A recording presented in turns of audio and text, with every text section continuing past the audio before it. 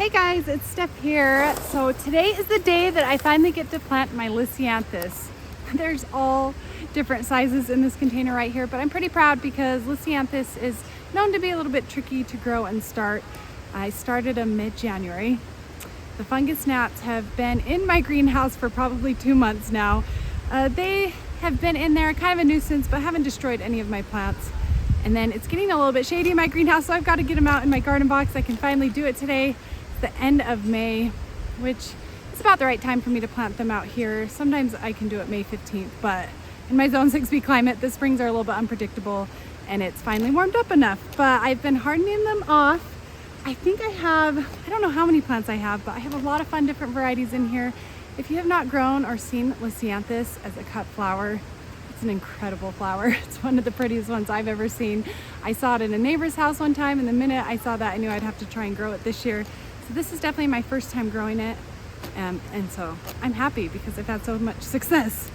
There are a few things when it comes to growing Lisianthus to keep in mind, but I'm just going to go ahead and get them in the ground first, and then I'll talk about them a little bit. So you don't want to plant them very far apart, 4 to 6 inches. So I think I'm going to plant them 5 inches just because it's right in between 4 and 6. Okay, let's start laying them out.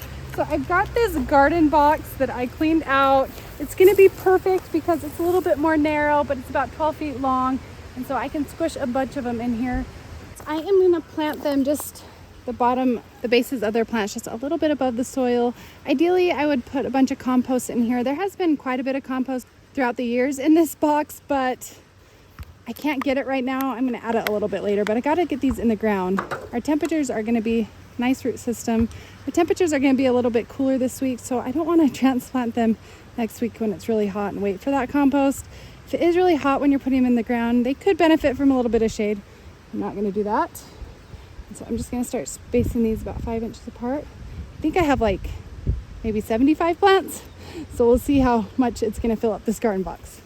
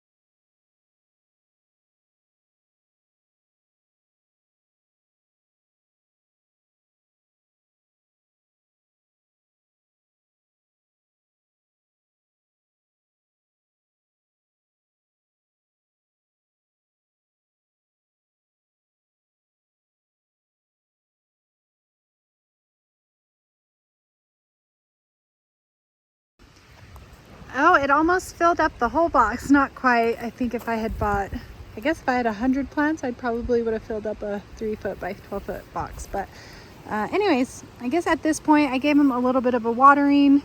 Some of them aren't looking so good. So I grew most of these, but I picked up a few from a nursery and they're starting to do this wilt thing. I'm not exactly sure what's going on. I have no idea, but we'll see if those are going to recover. But I'm pleased with the ones I grew. They're all looking really strong and healthy. And then some of these are recovering a little bit. So maybe they were just a little bit root bound because the roots under them were wrapped around quite tightly. And I have one that was already trying to form a bud. Where did that one go? Anyways, I don't know where that one is, but that's pretty early to get my first little bloom. Oh, here we go. See? I think that's it right there. Cute little bloom right there. How exciting. Okay. I guess some other possibilities with those Lisianthus is it's gotten a little bit of root rot. Maybe they were overwatered, not enough sunlight, because they have been hanging out in the shade for a little bit longer than I would have liked in my greenhouse, because a lot of my bigger trees have leafed out and it gets a little bit shady in there by this time of the year.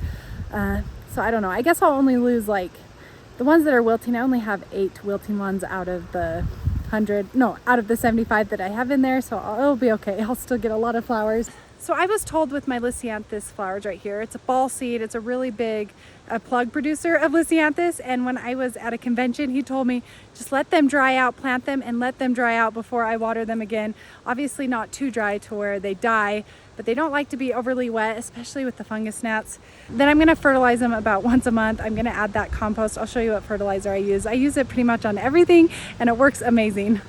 So it's this Just Sensational, and if you look at the formula right here, you've got 2% nitrogen ratio to your 3% phosphorus and 1% potassium.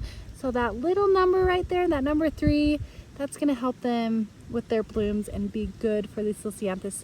This middle number, you just want it to be slightly higher than that nitrogen number right there. So I just follow the label on this. It's a little bit more concentrated, so I only do it once a month. That's usually sufficient with most of my annuals. If I do feel like they need a little bit more, I'll add a little bit more if they're looking like they're lacking in nutrients or something. You just kind of have to play it by ear, and then I will just do that as I water the plant. And then that's about it. I use my backpack sprayer. So we'll just keep an eye on these. I hope those drooping ones bounce back. Crossing my fingers, I sure hope so, because when you start a flower in January and it takes about 6 months to bloom and you get it to this point, you know it's been 3 months, you don't want it to just die so easily. Okay, so the last thing is I've got to make sure I keep this flower bed nice and weeded. I don't want them to be choking out these Lisianthus just because the leaves are so low to the soil and they're so close together. So I am going to be a little bit more on top of keeping this garden box free of weeds. Anyways, I'm excited to show you an update on this. I don't know how long it's going to take. Maybe a month or 2 I will have a lot of blooms, but I am excited about these Lisianthus because they're a little bit more cold hardy, a little bit frost tolerant, so they'll bloom a little bit longer into fall.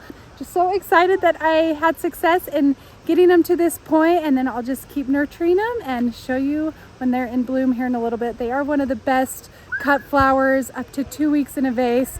And like I said, one of the prettiest cutting flowers I've seen. It was fun planting these, getting them in the ground finally after such a long wait. Anyways, if you guys have any questions, please comment down below, and I will see you in my next videos. We'll talk to you later. Bye.